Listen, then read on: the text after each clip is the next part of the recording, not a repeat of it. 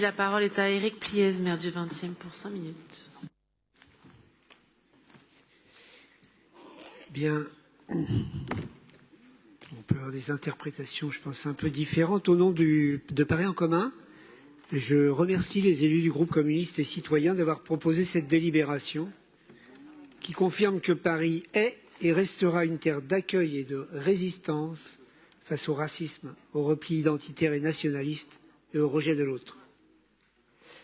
Cette délibération, elle intervient évidemment après le catastrophique débat national sur l'immigration qui a vu la majorité gouvernementale, inspirée par l'extrême droite, s'attaquer aux principes qui fondent la République sociale, le droit du sol, le regroupement familial, l'égalité d'accès à l'aide sociale et aux soins, ou encore l'accueil inconditionnel des sans-abri.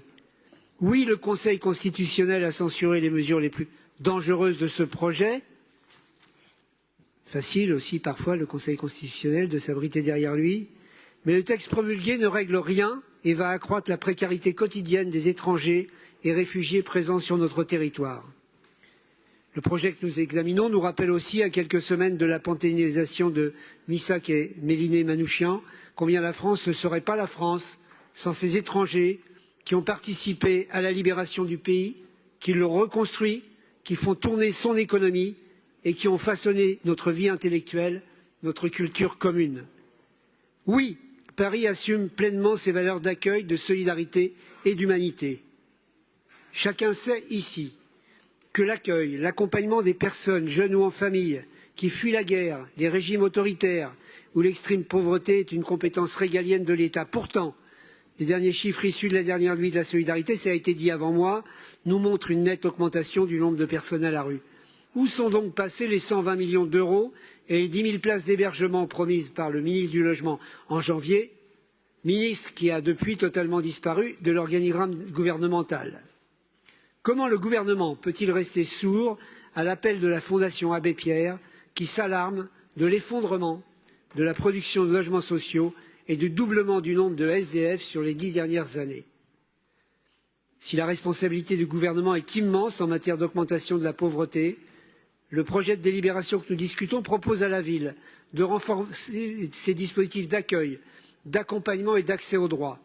Le groupe Paris en commun soutient pleinement les propositions qui visent à garantir l'accueil inconditionnel des enfants réfugiés ou exilés dans les écoles parisiennes, à la cantine ou dans les centres de loisirs.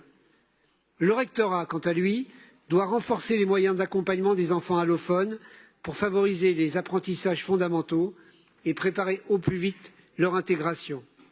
Nous devons aussi multiplier les initiatives faites, expositions, fresques, qui visent à valoriser tous les apports de l'immigration dans le développement social, culturel et économique des quartiers populaires. Bien que l'accès aux droits des étrangers soit d'abord une compétence de l'État et que la ville fait déjà beaucoup dans ce domaine, nous devons renforcer notre soutien en permanence d'accès aux droits et soutenir les personnes dans toutes leurs démarches juridiques. Obtention des rendez-vous en préfecture, ça a été également souligné par Camille Nagel, d'une domiciliation administrative, des recours d'AO, soutien au recours dans le cadre de la lutte contre les marchands de sommeil. L'apprentissage du français est central dans un parcours d'intégration. Je suis fier d'ailleurs que le 20e arrondissement accueille depuis 2023 les cours municipaux d'adultes de la ville de Paris dans les anciens locaux de l'école Ramponneau, qui incluent des cours de FLE ouverts à tous et à tous. L'accès aux soins est également fondamental pour des personnes pouvant souffrir de pathologies liées à l'errance et à l'exil. Quelle que soit l'évolution à venir de l'aide médicale d'État, la ville devra garantir et garantira l'égalité d'accès aux soins des plus précaires, sans distinction, dans les centres de santé qu'elle gère. Et la maire de Paris a déjà pris des engagements très clairs sur ce sujet. La ville devra peser pour que ce principe soit également respecté par la PHP et par les centres de santé associatifs, même si nous savons que leur équilibre financier est souvent fragile. Vous pointez dans cette délibération la nécessité de renforcer les dispositifs d'hébergement et d'accueil de jour pour les jeunes isolés. La ville a déjà plusieurs gymnases mobilisés, ainsi qu'un CHU Porte de Montreuil, un projet de centre à proximité du Père-Lachaise, et ce sujet fait l'objet d'un vœu spécifique à ce Conseil.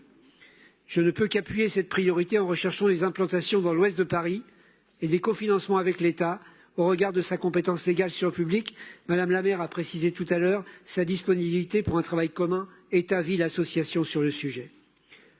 Enfin, cette délibération propose que la Ville accompagne la régularisation des travailleurs sans papier, vous l'avez dit Madame, derrière moi, en lien avec l'État, les employeurs et les organisations syndicales les plus investies sur le sujet. Nous savons tous l'importance que ceci a.